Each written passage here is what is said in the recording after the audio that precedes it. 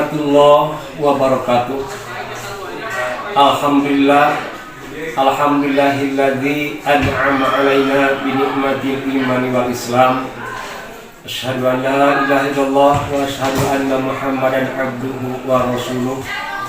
Allahumma sholli ala sayyidina Muhammad wa ala alihi sayyidina Muhammad, amma ba'du. Perkenalkan, nama saya Sunandi. Saya adalah mahasiswa PPG PAI dalam jabatan angkatan ketiga di LPTK UIN Sunan Kalijaga, Yogyakarta, dengan nomor peserta PPG 32009200204 dan nomor induk mahasiswa 22404101246. Pada hari ini, Kamis tanggal 12 Januari 2023, saya akan melaksanakan praktik pembelajaran untuk UKIN atau uji kinerja. Materi yang akan saya sampaikan: pernikahan dalam syariat Islam, mengenai macam-macam pernikahan terlarang, hak dan kewajiban suami istri, dan hal-hal yang memutuskan ikatan pernikahan. Pada materi PAI kelas 12 semester 2 SMA Negeri 14 Garut.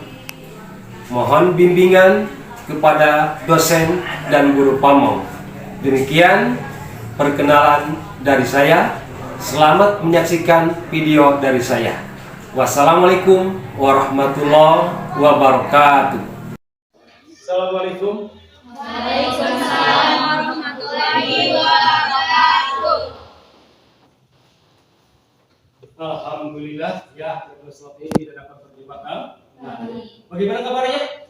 Alhamdulillah, luar biasa. Allahu Akbar. Saya bisa. Alhamdulillah, saya bisa. Ya, semoga kita selamanya diberi usia yang panjang. Allah Subhanahu wa taala diberi kesehatan dan segala macamnya. Ya, udah, mana? Alhamdulillah ya. Coba bereskan dulu kejadiannya. Tapi kali dua. Oh ya. Ya. Sebelum kita ke moral pembelajaran supaya kondisinya kelihatan enak, kondusif segala macamnya.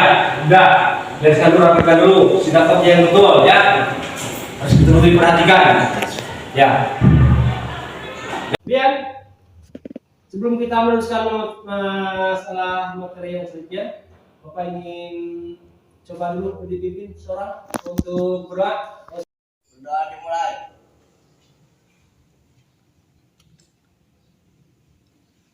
Berdoa selesai. Beri salam. Assalamualaikum warahmatullahi wabarakatuh.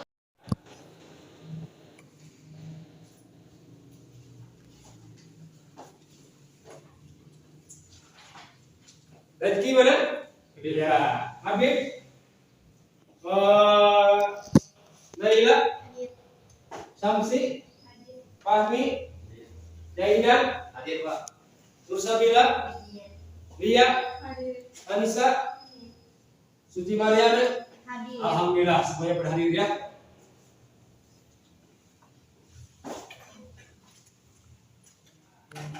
Anak-anakku, ya. Waktu itu kita telah membahas tentang yang namanya dari luar pernikahan di dalam Islam, ya, gitu ya. Jadi minggu yang lalu kita telah membahas tentang dari pernikahan di dalam Islam. Sekarang kita akan menuju kepada apa? Pernikahan yang terlarang menurut syariat Islam. Nah, mungkin ada yang sudah paham apa itu sih mengenai pernikahan yang terlarang kira-kira? Aduh, ayo coba. Siapa? Oh, siapa tadi? Siapa yang dulu? Oh, ini aja. Pernikahan terlarang adalah pernikahan yang tidak dibolehkan atau diharamkan menurut Oh iya. Seperti Terus? menikah masih dalam masa iddah yang belum habis. Oh iya. Jadi terlarang ya, karena masa iddah di sana belum habis. Tidak boleh ya menikah ya. Kecuali kalau masa iddahnya udah beres. Ya coba gitu. Oh sini aja. Lihat coba. Pernikahan yang haram karena ada sebab-sebab tertentu seperti ingin menyakiti perasaan istri, keluarganya, atau seperti nikah kontrak yang dibatasi waktu tertentu. Iya, benar. Jadi menurut pendapat dia, usia itu pernikahan yang terlarang yang disebut seperti ada waktu tertentu, seperti yang namanya nikah kontrak. Nikah kontrak itu kan ada waktu tertentu, sebulan, 2 bulan, pisah lagi, kontrak lagi 20 juta misalkan, tidak boleh seperti itu ya. Itu bukan pernikahan yang terlarang di dalam Islam.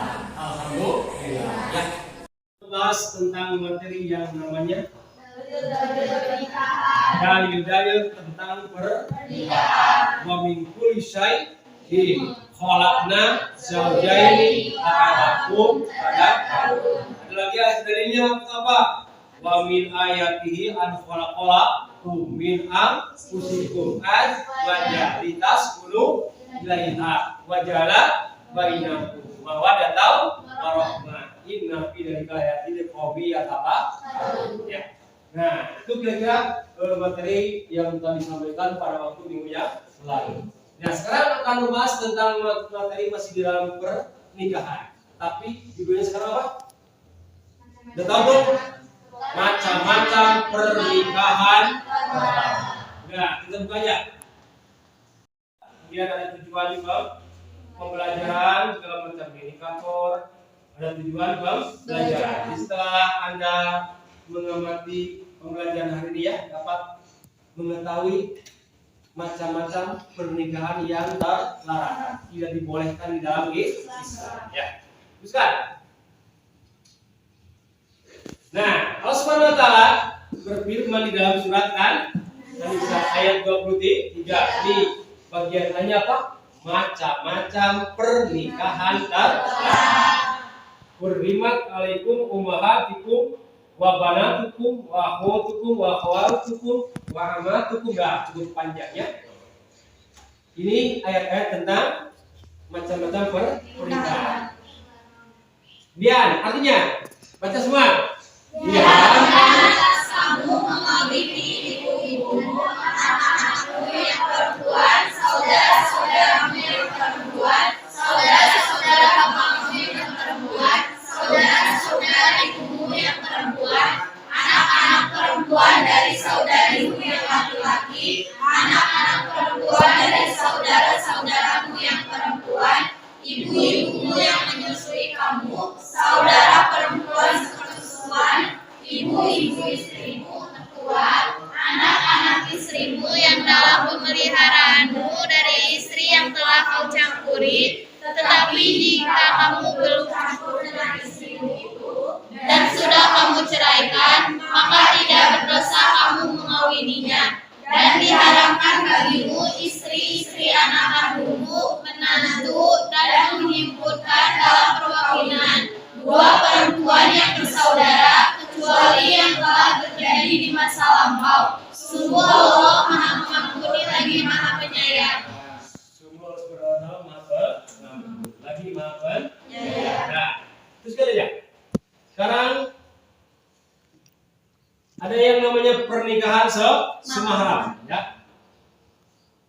Jadi mahram ya adalah seorang perempuan yang haram dinikahi oleh siapa? Seorang laki-laki. Laki-laki itu diantaranya ada 3 macam. Pertama ada mahram karena keturunan. Ya. Jadi mahram karena keturunan adalah seorang perempuan yang haram dinikahi oleh seorang laki-laki. Karena ada sebab hubungan keturunan. Di antaranya disebutkan ibu kandung dan seterusnya ke atas, ya nenek, ya bapak, keturunan tidak boleh dinikah ya. Kemudian ada yang namanya anak perempuan kandung dan seterusnya. Kemudian saudara perempuan sekandung, ada saudara perempuan dari bapak, saudara perempuan dari ibu, ya anak perempuan. Kemudian anak perempuan dan saudara perempuan. Ya, itu kira-kira. Sekarang ada yang namanya mahram ya. Karena pernikahan. haram ya.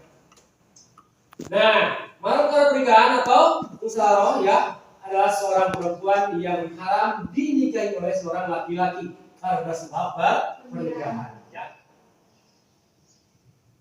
Jadi karena sebab pernikahan sifatnya adalah sementara, artinya sepanjang mesti terpikat pernikahan maka menjadi haram ya. Ustaz. Nah, mahram tersebut saudara atau rodaan ya adalah seorang perempuan yang mahram dinikahi oleh seorang laki-laki karena ada hubungan sepersusuan. Akakna jeung adekna justru dua anak kan haram itu dinikahi. Nah ini yang dekat. Tapi yang jauhnya ada juga. Contohnya bapak teh punya istri. Tiba-tiba suatu saat istri bapak teh pergi ke kota. Pas di kota lagi ke teman saudaranya ya, berkunjung, tiba-tiba ada anak yang menangis. Ibunya tidak ada. Lagi pergi misalkan, lagi ke pasar, anaknya terus menangis. Nah, tiba-tiba disusuan, ya dikasih ASI, ya, sampai ke 3 kali, sampai ke kenyang. Oh, kenyang. Iya, sampai ke kenyang. Ya. Itu tidak boleh. Ya, nanti harus dikasih tahu apabila suatu saat bahwa anak tersebut ya, sudah sesusuan. Ya, makanya tidak boleh ya, harus izin suami nantinya kalau begitu ya. Nah, jadi saya gambarkan. Nah, saudara-saudara apabila seorang bayi telah disusukan dengan seorang perempuan dengan mahram 3 kali sampai ke kenyang ya, yang termasuk mahram sesuai biasanya ibu sepersusuan, seorang ibu yang menyusui ya, saudara sepersusuan. Udah ya, itu kira-kira yang haram mengenai haram sepersusuan. Sekarang ada yang namanya nikah sigor.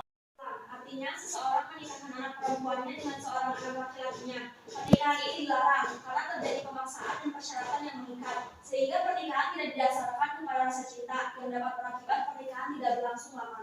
Mau tidak kamu dinikahan tidak ada dasar cinta?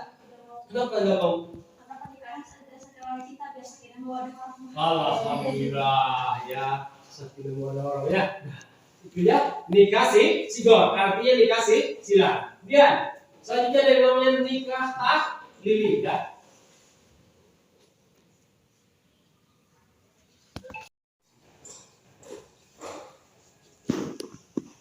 Terlalu panjang ya.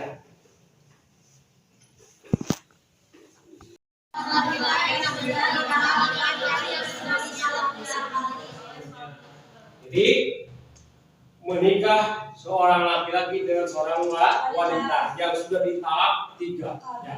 Lantaran sakit ya, nyeri boleh. Itu sebenarnya harus bertahap. Tahap 1, tahap 2, kemudian tahap 3. Jangan egois sekaligus, tahap 3 saja sekaligus. Tidak boleh ya, harus bertahap. Bagus saja. Sekarang kepada yang namanya ada satu lagi ya, nikah beda agama ya. Ini nikah beda agama itu seorang perempuan musyrik nih menikah dengan seorang perempuan yang muslim atau kafir, itu hukumnya dilarang di dalam Islam. Misalkan Diana yang menikah dengan orang Amerika ya, Amerika yang badannya besar, tetapi agamanya berbeda, bukan agama Islam. Kalau di Islam itu dilarang, artinya diharamkan ya, gitu ya. Dan nah, bisa digambarkan juga dalam firman Allah Subhanahu wa taala surat Al-Baqarah ayat 291. Artinya baca sama-sama. Sebelum mereka beriman, sungguh amat saya perempuan yang beriman lebih baik daripada perempuan musyrik meskipun dia mana kamimu. Dan janganlah kamu menyamakan orang yang musyrik dengan perempuan yang beriman, sebelum mereka beriman. Sungguh hamba saya laki-laki yang beriman lebih baik daripada laki-laki musyrik, meskipun dia menarik hatimu. Mereka mengajak ke neraka, sedangkan Allah mengajak ke surga. Dan ampunan dengan izinnya Allah menerangkan ayatnya kepada manusia agar mereka lebih jalan. Jadi walaupun menarik hati, ya, tampan, gagah, geris segala macam, ya, tapi kalau menikahnya di beda agama, di sana akan menarik ke mana? Neraka. Ya. Tapi kalau cantik segala macamnya, indah segala macamnya, agamanya baik, ya, itu lebih baik, ya. Kita memilih yang namanya beragama Islam. Maaf, walaupun misalkan wajahnya sampai hitam kaum segala macam, tapi beribadahnya dia itu betul-betul tetap pada beriman kepada Allah, itu sangat baik sekali. Jadi untuk dinikahinya. Dan teruskan. Suami terhadap istri. Yang pertama apa? Suami wajib memberi istrinya dengan cara yang baik, penuh kasih sayang, tidak memaksakan dan tidak mendahului. Kedua apa? Suami wajib memberi nafkah lahir kepada istri seperti memberi makan, pakaian, dan tempat tinggal. Ketiga. Suami wajib mengajarkan istri tentang ilmu-ilmu yang berkaitan dengan wanita, seperti hukum haid, nifas, ibadah, kewajiban, dan seterusnya. Keempat. Suami wajib berlakukan dan bijaksana terhadap istri. Kelima. Suami wajib menutup aib istri kepada siapapun ketika ada tanda-tanda kematian. Seorang suami hendaklah berwasiat kepada istri. Seorang suami hendaklah berwasiat kepada seorang istrinya, ya. Neng pada ngantung itu. Wasiatnya ke istrinya. Kita mah nyai untuk pasti nama abang meninggal tuh hutan rimba bawa kebun segala macamnya, enggak, jangan, ya, wasiatnya. Tapi nggak apa-apa ya.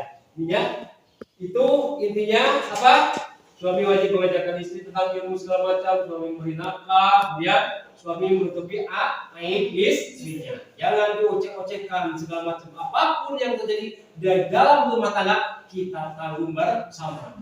Jangan sampai dibual ke keluar, sebab orang lain tidak akan bisa membantu, mungkin akan hanya sebatas membicarakan aib keluarga kita. Makanya jangan diocehkan kemana. Ya, sini kan harus ditutupi aib istri atau aib keluarga kita, ya. Jelas bahwa suami adalah pemimpin keluarga. Kedua apa? Istri wajib mencari suami sama-sama menjaga kesehatan. Ketiga apa? Istri hendaknya memenuhi kebutuhan suami dan keluarga, baik kebutuhan biologis maupun non biologis, kecuali ada sebab-sebab yang sesuai dengan Islam. Keempat. Istri hendaknya mendahului hak suami di atas hak orang tuanya. Kelima. Istri wajib menjaga harta suaminya dengan sebaik-baiknya. Keenam. Istri hendaknya senantiasa membuat dirinya selalu menarik di hadapan suami. Ketujuh. Istri wajib menjaga kehormatan suami selama-lamanya. Istri wajib menjaga kehormatan suami selama-lamanya. Tatkala seorang suami tidak ada di rumah, nah, istri yang soleh amat bisa menjaga. Bisa menjaga apa? Bisa menjaga diri sendiri. Ya, dari datangnya yang nafsu. Suaminya di kantor ngempihan mencari orang lain, mencari laki-laki lain. Misalkan itu tidak boleh. Ya, jadi istri yang soleh itu menjaga suaminya tatkala tidak ada dan menjaga anak-anaknya. Ya, waktu suami tidak ada, ya. Kemudian macam yang pertama ada yang namanya talak roj'i. Apa artinya?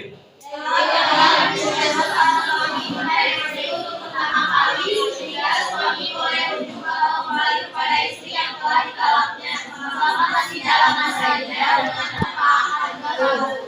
Ini talak satu, ya. Talak satu atau talak roj'i. Boleh, ya. Selama masih iddah untuk kembali lagi, ya. Kemudian yang kedua adalah talak baik. Nih, yaitu talak tiga sekalian. talak yang dijatuhkan oleh suami kepada istrinya sejumlah 3 kali dan suami tidak boleh rujuk kembali. Berarti apa? Pada istrinya kecuali dengan akad nikah baru. Ya. Dengan akad nikah baru. Nah ini tidak boleh untuk 3 hayat kawin lagi tidak boleh. Biasanya seorang istri itu harus menikah dulu dengan laki-laki yang lain. Nanti setelah ada talak itu diceraikan, boleh dinikah kembali. Ada jeda saja. Dan tuliskan. Sekarang yang namanya idah, ya. Idah kan?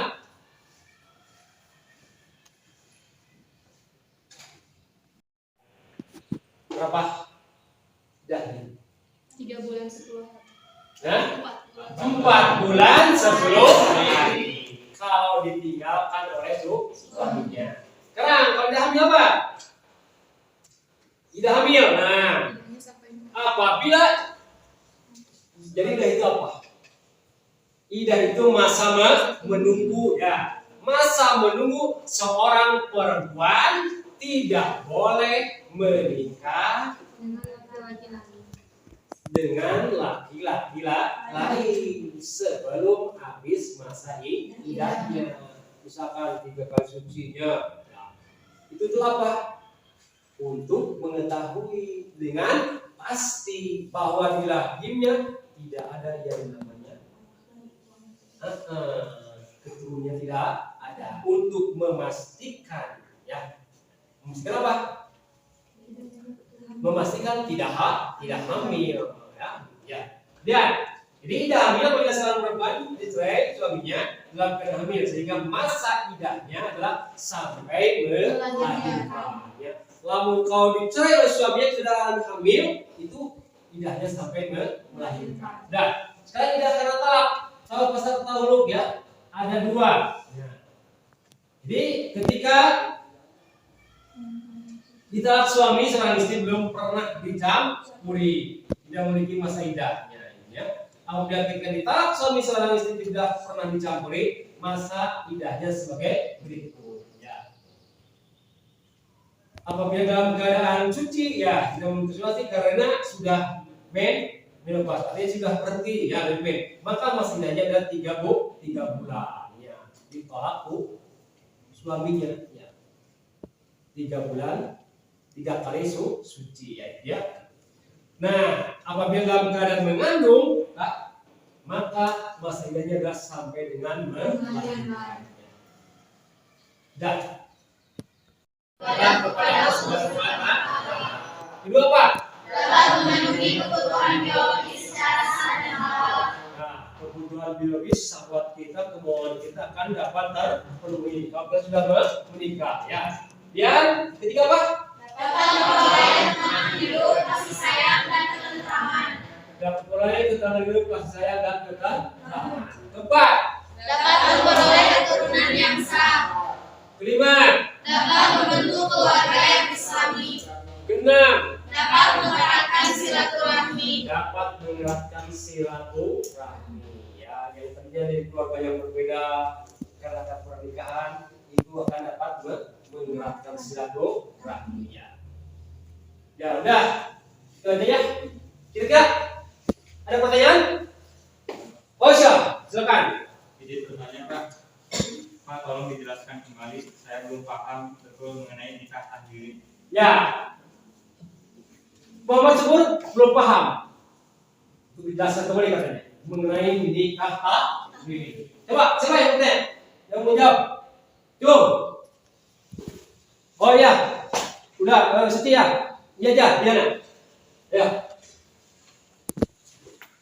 Nikah tahlil adalah menikahnya seorang laki-laki dengan seorang wanita yang sudah ditalak 3 kali oleh suami sebelumnya, tetapi sebelumnya ada pernikahan yang direkayasa dengan tujuan agar mantan suami dapat menikah kembali dengan seorang perempuan yang sudah dicerai dengan talak bain kedua.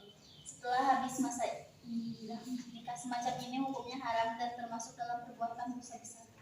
Iya, nikah tahlil. Di sana ada apa? Ada rekayasa cinta. Ya, tidak boleh. Mungkin pernikahannya disuruh untuk menikah, kemudian setelah menikah diceraikan kembali. Mungkin enggak? Coba ingin menjawab. Oh silakan. Cepat. Suci ya? Sifat. Ya.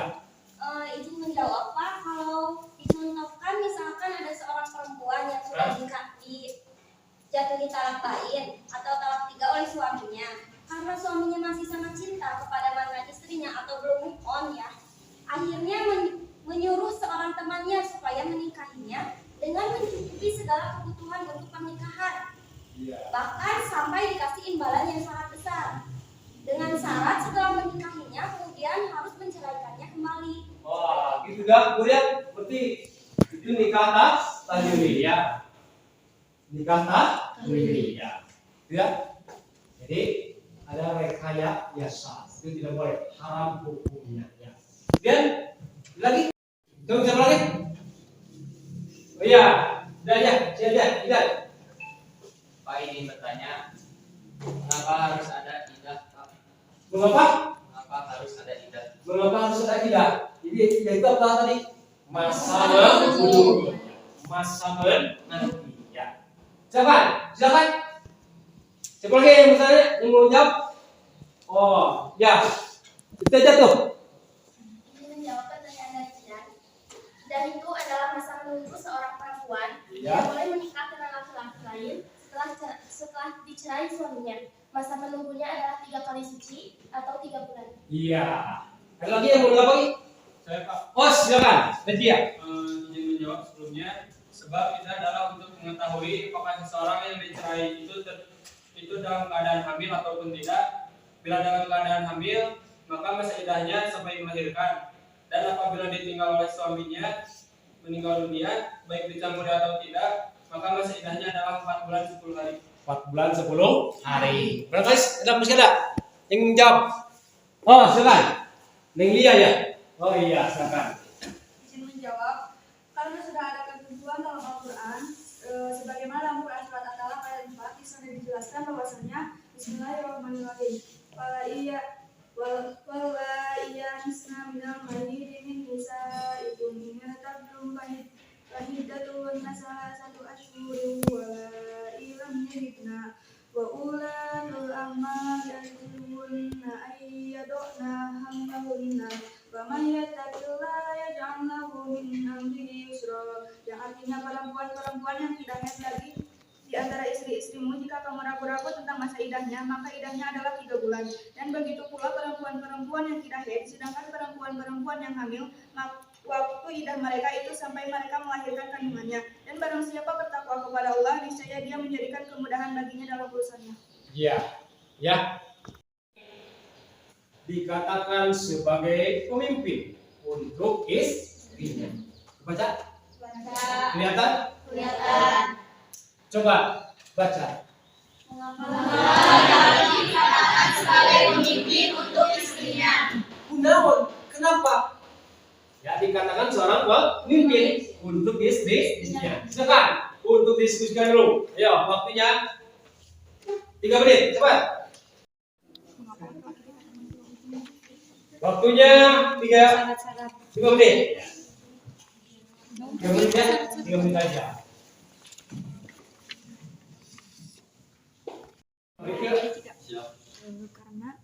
Posisinya maksudnya. Oh, Selamat 3 menit. Ya, lama-lama. Jadi nanti dia. Tadi itu konsentrasi. Misalkan lah bagian ini, terus di bagian ini, dan bagian ini jawab langsungnya. Silakan, yang ingin udah ke depan dulu. Kelompok sila. Oh, tadi kelompok berapa? Kelompok 1. Oh iya, kelompok 2 ya. Siapa? Panggil dulu. Ya. izin menjawab. Iya. Jadi laki-laki dikategorikan sebagai pemimpin bagi istrinya dan pelindung bagi istrinya karena Allah telah melebihkan laki-laki dari kaum perempuan karena laki-laki harus memberikan nafkah kepada istri-istrinya. Iya. Siapa lagi dong? Siapa lagi? Jauh semuanya ngomong. Oh ya, ini tunggu dulu siapa lagi? Suci, tadi udah kan? Ini aja sekarang. Siapa? Anissa aja dulu. Izin menambahkan, karena laki-laki itu adalah tugasnya berat untuk menghidupi dan Izin menambahkan, karena laki-laki itu adalah tugasnya berat untuk menghidupi diri dan keluarganya dengan cara berikhtiar. Maka di sini digambarkan bahwa laki-laki sebagai pemimpin artinya laki-laki yang bertanggung jawab baik lahir ataupun batinnya. Iya, jadi laki-laki yang sangat bertanggung jawab, lahir maupun batin. Itu apa?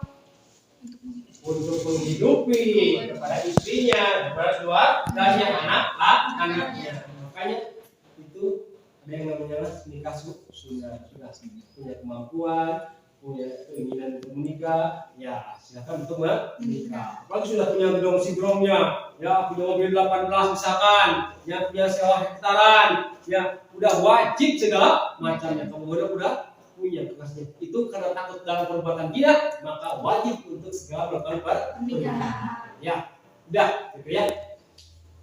Menyimpulkan atau mau refleksikan? Cukup siapa dulu? Yang mau refleksikan? Oh, ya, 1, 2, 3, belajar. Itu aja, sampai siapa? Sampai aja dulu.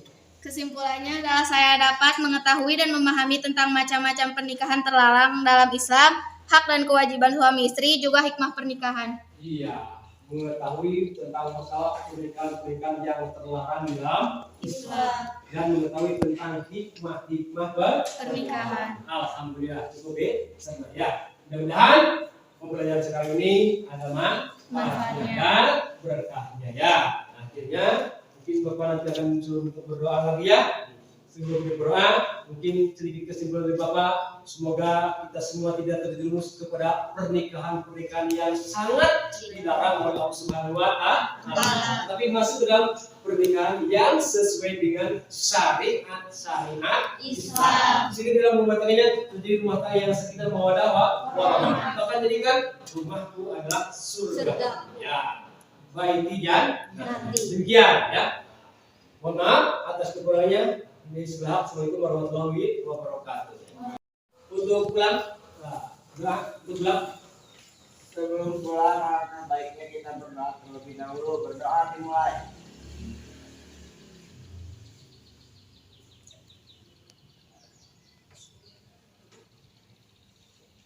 Berdoa selesai. Beri salam. Assalamualaikum warahmatullahi wabarakatuh. Waalaikumsalam warahmatullahi wabarakatuh. Alhamdulillah.